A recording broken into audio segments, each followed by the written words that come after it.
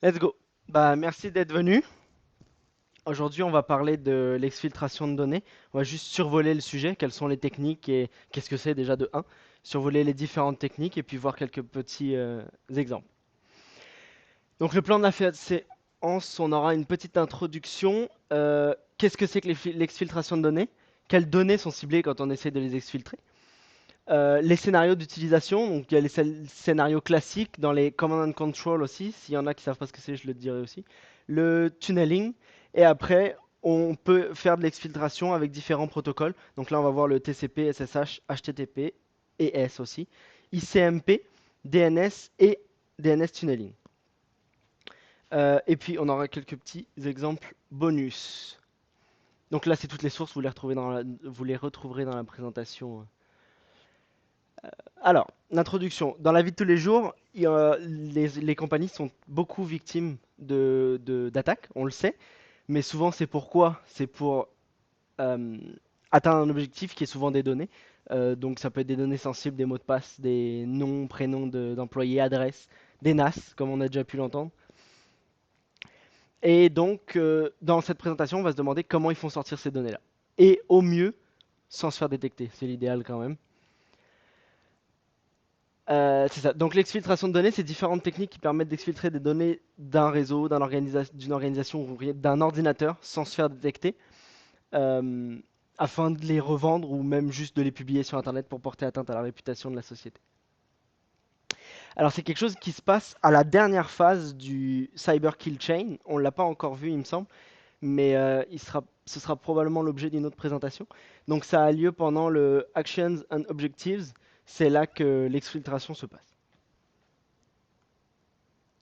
Quelles sont les données ciblées? Alors les données généralement ciblées, ce sont les noms d'utilisateurs et les mots de passe, de grosses bases de données qui contiennent ces informations, les détails de compte bancaire, des informations sur les employés et le personnel, et des données relatives à du code de projet. Donc par exemple la fuite de Twitch en 2021, il n'y avait pas que du code, mais beaucoup de code de Twitch, et des clés cryptographiques aussi.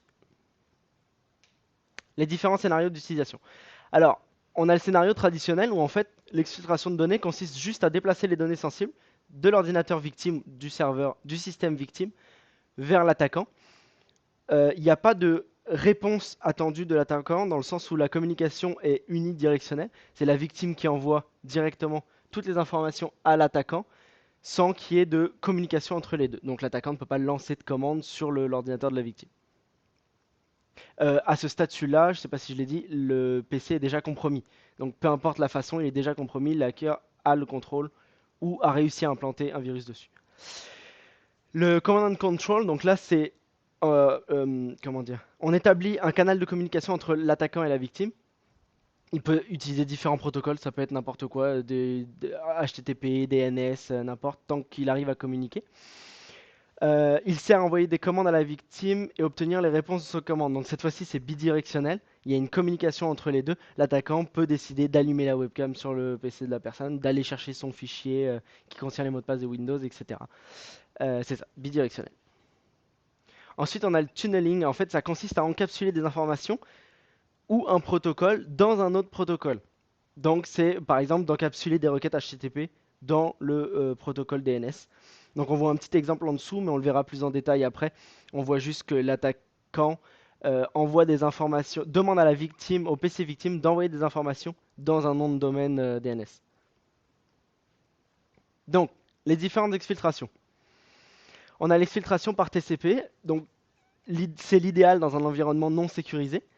euh, quand il n'y a pas de produit de sécurité sur le réseau. Parce que s'il y en a, c'est très facilement détectable, c'est quelque chose qui est très surveillé, surtout quand ça utilise des ports peu communs, comme là on voit par exemple le 1, 2, 3, 4. Donc on a l'étape 1 où le hacker, c'est ça, attend une connexion sur le port 1337 et la victime va venir se connecter à lui sur le port 1337. C'est une communication classique comme on peut avoir pour le SSH par exemple, mais qui est sur le port 22. Ensuite, on a l'exfiltration par SSH, donc protocole SSH qui est un protocole de communication sécurisé entre les ordinateurs. Il peut être utilisé aussi pour exfiltrer des données parce qu'on peut déplacer des fichiers avec ce protocole-là aussi. Facile à détecter également parce qu'étant très commun, euh, il est souvent surveillé dans les compagnies, ce qui paraît logique. Ensuite, l'exfiltration par HTTP ou HTTPS, on peut faire les deux. C'est une bonne option parce que c'est difficile à détecter. Souvent, les ports, donc Internet 80 et 443, sont ouverts sans forcément les surveiller ou les monitorer correctement. Et ça laisse peu de traces, par exemple en utilisant la méthode POST. Dans le web, il existe des verbes pour faire des requêtes, dont le get et le post. Le get, lui, laisse beaucoup de traces qui sont enregistrées dans les logs des serveurs. Donc, si tu passes un URL comme on le voit, le premier URL, on passe un fichier en paramètres, on va le voir dans les logs, donc ça te laisse des traces. Tandis que si on fait un post, on peut faire la même action, envoyer un fichier ou des informations, sans que ce soit gardé dans les logs. Et en plus, il n'y a ouais, c'est ça, c'est pas gardé dans l'historique et il n'y a aucune restriction de longueur de la requête. Ensuite, l'exfiltration par ICMP. Alors ICMP, c'est un protocole qui permet le diagnostic réseau, de vérifier qu'il y a une communication entre deux ordinateurs. C'est par exemple ce qui est utilisé dans la commande ping si on veut savoir si on arrive à atteindre un élément sur le réseau. Euh, c'est pas un protocole de transport qui sert à envoyer des données entre les périphériques, mais on peut détourner son utilisation, on va le voir juste après. Voilà à quoi ressemble un paquet ICMP. Donc on a les données en haut, type, code, checksum, l'identifiant et le sequence number. Et en bas, on voit un optional data. Ce champ est tout le temps vide, sauf si son utilisation est détournée. Et donc ça peut contenir une chaîne de caractères, et donc éventuellement un mot de passe qu'on a voulu exfiltrer ou quoi que ce soit. Il faut que la personne qui doit recevoir le paquet ICMP monitore le réseau et enregistre pour pouvoir aller lire le paquet après. Ensuite, on a l'exfiltration par DNS. DNS, c'est un protocole commun, très commun même, et son objectif est de résoudre les noms de domaine en adresse IP et vice-versa. Comme c'est pas un protocole de transport, il est très peu surveillé, exactement comme les CMP, euh, et ouvert dans tous les pare-feux, souvent.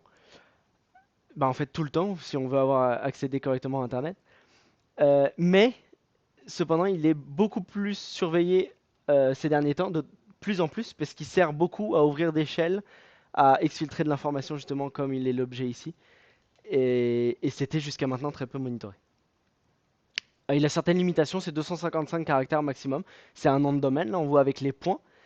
Et entre chaque point, il peut y avoir 63 caractères maximum. Donc tu peux diviser ton information que tu veux exfiltrer en ces différentes parties. On va le voir juste après, encore un exemple. Mais voilà, c'est ça. Pour un fichier de 5 mégabits, par contre, par exemple, il faut 25 000 requêtes DNS. C'est énorme, c'est extrêmement bruyant dans un réseau, donc c'est pas du tout optimisé pour. Et c'est très facilement détectable. Et on voit par exemple l'exemple juste en dessous, on voit que c'est l'exfiltration d'un mot de passe. Donc on a un nom de domaine qui est possédé par l'attaquant et la machine compromise va juste appeler ce nom de domaine avec un sous-domaine qui est un mot de passe ou une information à exfiltrer. Et donc l'attaquant, dans ses requêtes, va se voir afficher le mot de passe. C'est une des techniques. Là, on a un autre exemple. À droite, on a des creds d'une carte de crédit. Ils sont mis en base 64 et le base 64 est divisé en différentes parties qui ne dépassent pas 255 caractères et chaque point ne dépasse pas 63 caractères. Et donc on a réussi à garder toutes ces informations-là dans une requête DNS classique. Alors là, on parlait des exfiltrations par les protocoles, mais on peut exfiltrer aussi avec des sites internet qu'on utilise tous les jours, des sites où on peut upload par exemple des photos, ceux qui sont accessibles en ligne de commande aussi par exemple. C'est impossible de monitorer tous les sites ou les services en ligne, et donc tu peux, en ayant compromis une machine, faire un fichier zip de tous les fichiers que tu voulais exfiltrer et puis l'upload sur Mega, Fire, Dropbox, toutes ces choses-là. Et ça simplifie beaucoup l'exfiltration parfois. Donc je vais montrer juste l'exemple qu'il y a après, c'est ça. Donc là on a transfert.sh, pas besoin de créer de compte, rien du tout. C'est en ligne de commande, tu envoies un fichier ou quoi que ce soit à ce site et il te renvoie tout de suite un URL qui est accessible euh, au public, et évidemment. Donc l'attaquant, lui, peut récupérer cette URL et accéder au fichier en une simple commande dans le terminal. Donc on va juste aller voir à quoi il ressemble. Hop,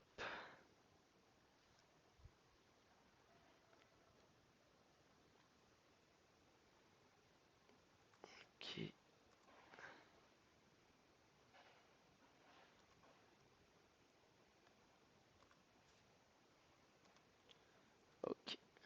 Bon, petit problème d'internet, j'essaierai d'y accéder juste après.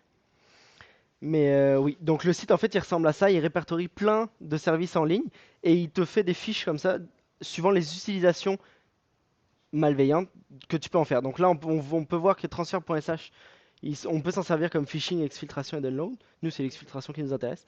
Et dans le champ exfiltration, on voit l'attaquant peut exfiltrer des données en utilisant transfer.sh, en utilisant les commandes line ou avec directement sur le site internet, un site internet on peut aussi. Et donc l'attaquant, avec le lien de partage, peut télécharger les données exfiltrées. Ensuite, eh ben ça marchera pas non plus parce qu'il n'y a pas d'internet. J'ai trouvé un module sur GitHub de shell over HTTPS. On parlait de tunneling tout à l'heure. Donc, tunneling, c'est qu'on va pouvoir établir une connexion à travers un autre protocole.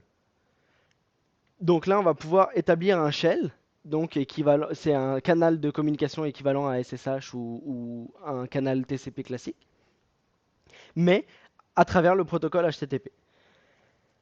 Euh, c'est ça, par le biais de requêtes et ainsi échapper aux solutions telles que les...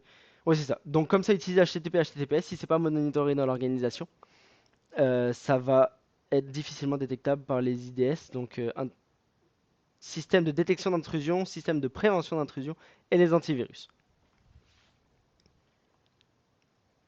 Voilà, c'est le survol de l'exfiltration de données. J'espère que ça vous en aura appris et merci.